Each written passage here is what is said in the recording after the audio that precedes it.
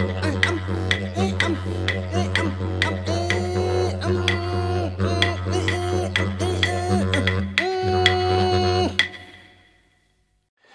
everybody, I'm Chris Graham, I'm the managing editor of Tracker magazine, and this is day 3 of my video diary, capturing my trip to Bowraville on the mid-north coast of New South Wales to research a feature for Tracker magazine into the Bowraville Murders, which occurred in late 1990, early 1991. Today was, as I thought it would be, a pretty productive day. Got a bit more work done in town with stock footage of police station, etc, etc, but spent a lot of time out on the mission, meeting community members, some more relatives of the victims, and I spent a bit of time at the memorial. There's a small little memorial to the kids right at the start of the mission in a very prominent spot, which I think speaks some volumes about the community's feelings about this matter, not just the murders themselves, but also the inability of the police to secure a conviction, and I think more to the point, the response of the police in the early days to this investigation. More about that later as the story unfolds. Part of the day I spent with Leonie Giroux, who's a relative of Clinton Speedy Giroux. Clinton disappeared in February 1991. Leonie and her partner Alan Binge took me to the sites where the bodies of two of the victims were discovered. Evelyn Greenup was found about 5 or 6 k's out of town on a not isolated road at all. It's a relatively busy road, quite a lot of people live out that way, and her body was discovered not that far off the road. About a k further down, Clinton Speedy Giroux's body was recovered, also not that far off the road. And then a few k's further down that road, the clothing of Colleen Walker was pulled from the Nambucca River by a fisherman.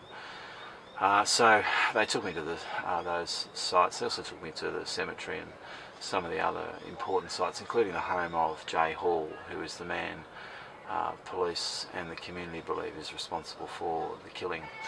One of the really interesting things about the site where Clinton Speedy Giroux was found is that the family have 3 times now erected a sign to memorialise their loved one on the side of the road. 3 times it's been destroyed, and on the final occasion was actually destroyed and then stolen, which is not all that surprising. I've only spent 3 days in Bowraville, but it's pretty obvious there's a fairly substantial redneck element in this part of the world. Go figure, it is Australia, but anyway. They've defeated the rednecks by basically erecting what amounts to a road sign, really. They've got concrete footings and a big thick pole and a substantial sign now, which memorialises where Clinton's remains were found. It's a fairly harrowing sort of a spot, but it's a nice memorial to a horrible event. One of the things that came out of visiting the sites and looking at the various spots in Bowraville is one of the unusual things about this crime is the different characteristics of the victims. Normally serial killers restrict themselves to one sort of victim, but in this case the first victim, Colleen Walker, was a 16-year-old Aboriginal girl. The second victim, Evelyn Greenup, was a 4-year-old Aboriginal girl, and the third victim was Clinton Speedy Giroux, a 15-year-old Aboriginal boy.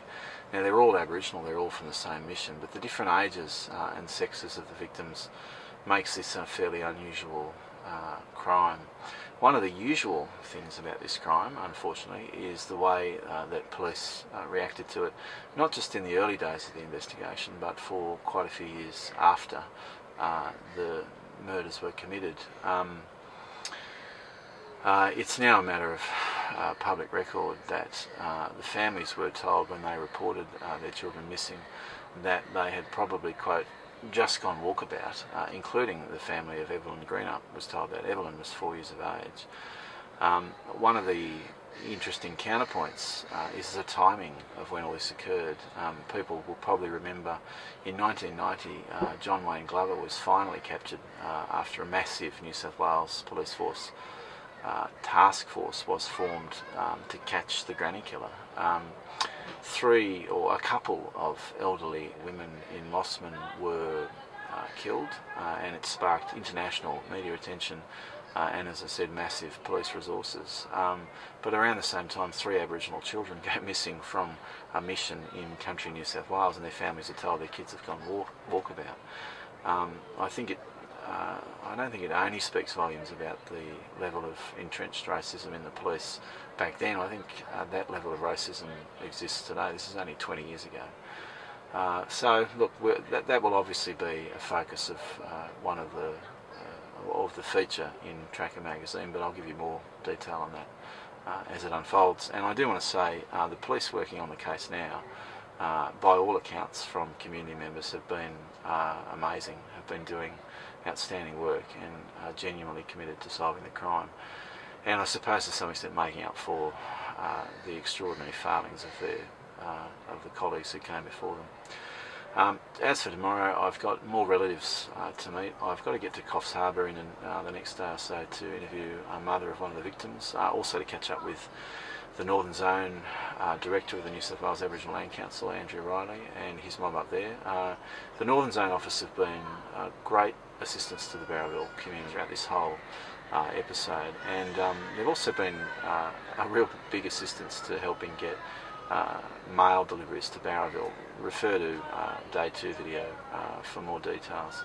I've also got to get started on the Bowraville cinema story. Again, refer to Day 2 for a bit more details, or pick up a future copy of Tracker magazine.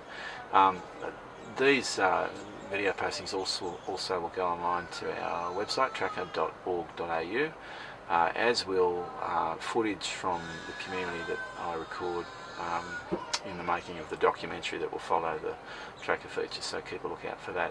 And keep a lookout for Day 4 video diary, which is due out tomorrow, Monday. Until then, see you later.